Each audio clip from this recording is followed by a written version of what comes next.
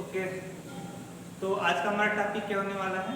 Chemical bonding. ठीक है, तो स्टार्ट करते हैं। Let us start chemical bonding. Chemical bonding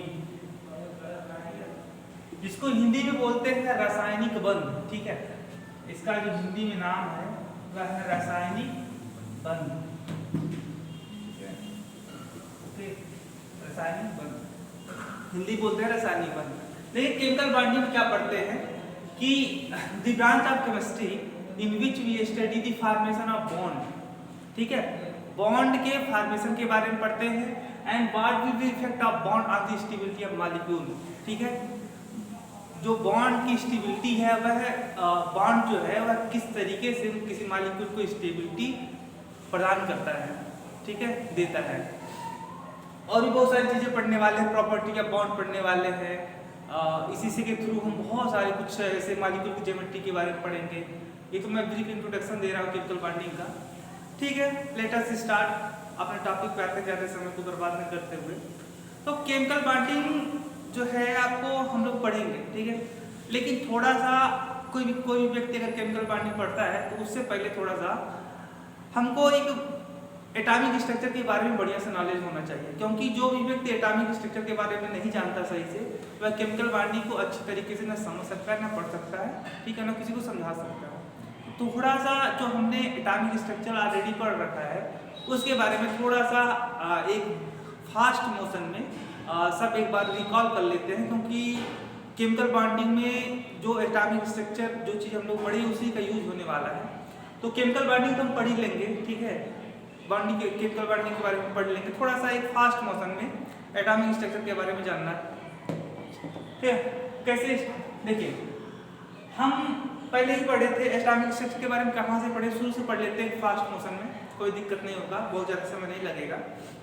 देखिए, एटॉमिक स्ट्रक्चर में क्या है ना कि आप जानते हो कि जब हम लोग छोटे क्लास में थे तो पढ़ते थे कि every matter are formed by tiny particles से। कोई भी मैटर होता है तो छोटे छोटे पार्टिकल से मिलकर बना होता है। लेकिन आज से लगभग 2000 साल पहले, 2000 ईयर पहले, ऋषि कणाद ने बोला कि every matter are formed by tiny particle which are called atom.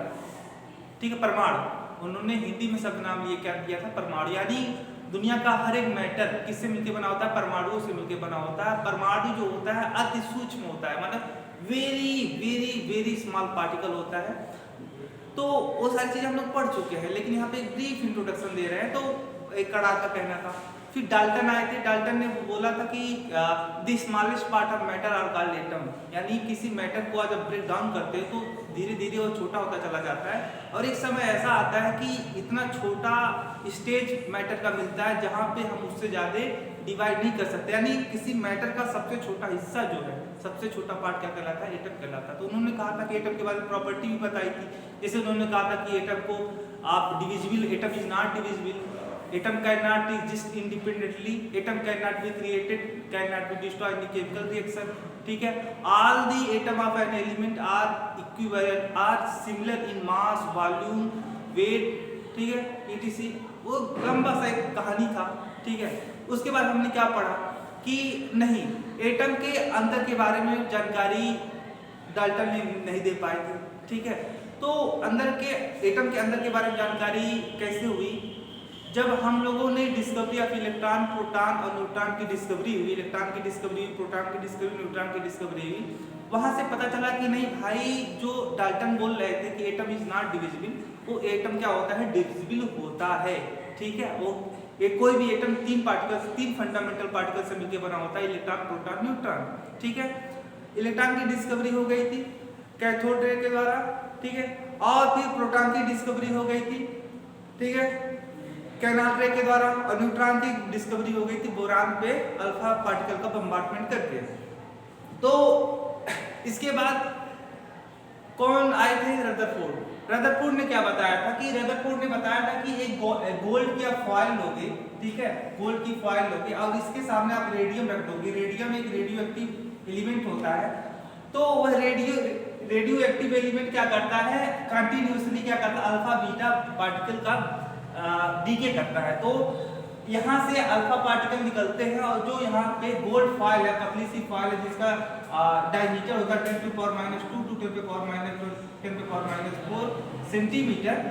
तो इतनी पतली फॉइल पे जब ये अल्फा पार्टिकल का बम्बार्डमेंट होता है तो यहाँ पे क्या होता है कि ये देखा गया कि यहाँ पे जो आपका गोल्ड फॉइल है एटम से मिलके बना हुआ है, ठीक है। तो ये देखा गया था कि आप यहाँ पे मान लो एटम है, एक गोल्ड का एक एटम है, जाहिर सी बात है गोल्ड का फॉइल एटम से मिलके बना है, तो ओवरऑल ये कहा जाए कि जो अल्फा पार्टिकल निकल रहा है, यह जो अल्फा पार्टिकल निकल रहा है यह गोल्ड के फॉइल से टकरा रहा है, एटम से टकरा रहा है, ठीक है।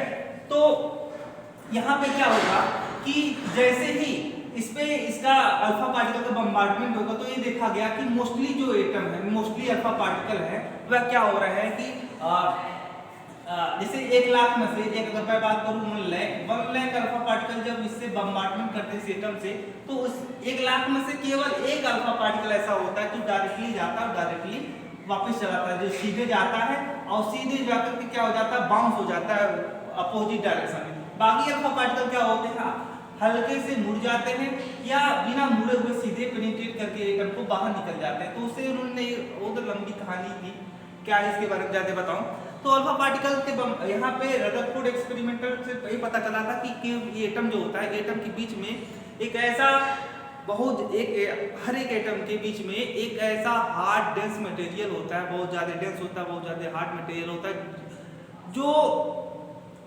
जो पॉजिटिवली चार्ज होता है, ठीक है। क्योंकि जो अल्फा पार्टिकल क्या हो रहे थे यहाँ पे डाइवर्ट हो जा रहे थे अपने पास से, तो यहाँ से पता चला कि भाई अल्फा पार्टिकल पे पॉजिटिव चार्ज होता है, ठीक है। अल्फा पार्टिकल पे पॉजिटिव चार्ज होता है, तो ये अपने रास्ते से डेविएट क्यों हो जा रहा है, इसलिए क्योंकि यहाँ पे बीच में कुछ ऐसा मैटर है जिसके ऊपर पॉजिटिव चार्ज है। तो वहाँ पे ये सारी चीजें पता चली थी। बीच में पता चला था कि एटम के बीच में क्या होता है, न्यूक्लियस होता है, ठीक है, जो बहुत ज्यादा हार्ड होता है, बहुत ज्यादा डेंस होता है, जिसकी साइज एटम की साइज की तुलना में 1 लाख 10 लाख 1 लाख गुना क्या होती है, छोटी होती है, ठीक है। और जो न्यूक्लियस होता है वह न्यूक्लियस क्या है कि न्यूक्लियस में क्या होता है कि हर एक एटम के बीच में, हर एटम के बीच वाले हिस्से में सेंट्रल पार्ट में एक न्यूक्लियस होता है जिस पर पॉजिटिव चार्ज होता है, यानी प्रोटॉन होता है और न्यूट्रॉन होता है, ठीक है। इस जो बीच वाला हिस्सा है जो बहुत ज्यादा हार्ड है, बहुत ज्यादा डेंस है, इसको बोलते हैं न्यूक्लियस बोलते हैं। और इस न्यूक्लियस के अंदर में प्रोटॉन और न्यूट्रॉन रहते हैं और इसके around the nucleus electron revolve in a circular path, ठीक है। न्यूक्लियस के अराउंड इलेक्ट्रॉन क्या करते हैं, सर्कुलर पाथ में मोशन करते हैं। तो यही सर्कुलर पाथ को क्या बोला जाता था, ऑर्बिट बोला जाता था, ऑर्बिट, ठीक है, जिसको हम लोग के एलिमेंट से रिप्रेजेंट करते थे, ठीक है। इसी तरीके से किसी भी एटम के अंदर इनफाइनाइट ऑर्बिट होते हैं। ये सारी चीजें हम लोगों ने पढ़ चुके हैं, कोई बड़ी बात नहीं, बस मैं एक बार फास्ट मोशन में क्या कर रहे हैं, रिकॉल कर रहे हैं। तो यहाँ पे ये बताया गया था कि किसी भी एटम के अंदर एक बहुत ज्यादा सेंट्रल पार्ट में बहुत ज्यादा हार्ड डेंस मटेरियल होता है जिसके ऊपर पॉजिटिव चार्ज होता है, उस न्यूक्लियस, जिसे न्यूक्लियस बोलते हैं। और उस न्यूक्लियस के अंदर क्या होता है, प्रोटॉन न्यूट्रॉन होता है। और इस न्यूक्लियस के अराउंड सर्कुलर पाथ में इलेक्ट्रॉन क्या करता है, मोशन करता है। तो इस सर्कुलर पाथ को क्या बोलते हैं आप, ऑर्बिट बोलते हो या सेल बोलते हो, दोनों में से कोई भी आप हो सकते हो, ठीक है। और इसके लिए मतलब वैसे यहाँ पे फर्स्ट ऑर्बिट हो गया, न्यूक्लियस हो गया। न्यूक्लियस की जो सबसे नजदीक वाला सेल होगा, ऑर्बिट होगा, फर्स्ट सेल, फिर सेकंड सेल, फिर थर्ड सेल, फिर फोर्थ सेल। यानी आप जैसे जैसे न्यूक्लियस से दूर जाते हो वहां पे क्या हो रहा है कि अब देखिए साइज, अगर मैं बात करूँ ऑर्बिट की साइज, तो ऑर्बिट की साइज बढ़ रही है, ठीक है। ये सारी चीजें हम लोगों ने पढ़ा था, जिसको हम एक नंबर, किसी भी ऑर्बिट की मतलब कौन सा ऑर्बिट है इसके लिए हम एक नंबर रिप्रेजेंट करते थे, जिसे स्मॉल एन से रिप्रेजेंट करते थे। n इक्वल टू क्या होता था यहाँ पे, यानी स्मॉल n इक्वल टू क्या होता था, क्वांटम नंबर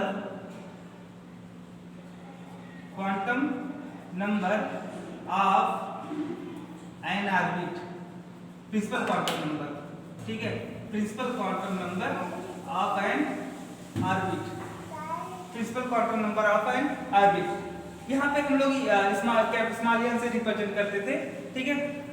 और फिर इसके अलावा क्या पता चला था, इसके अलावा भी पता चला था कि किसी भी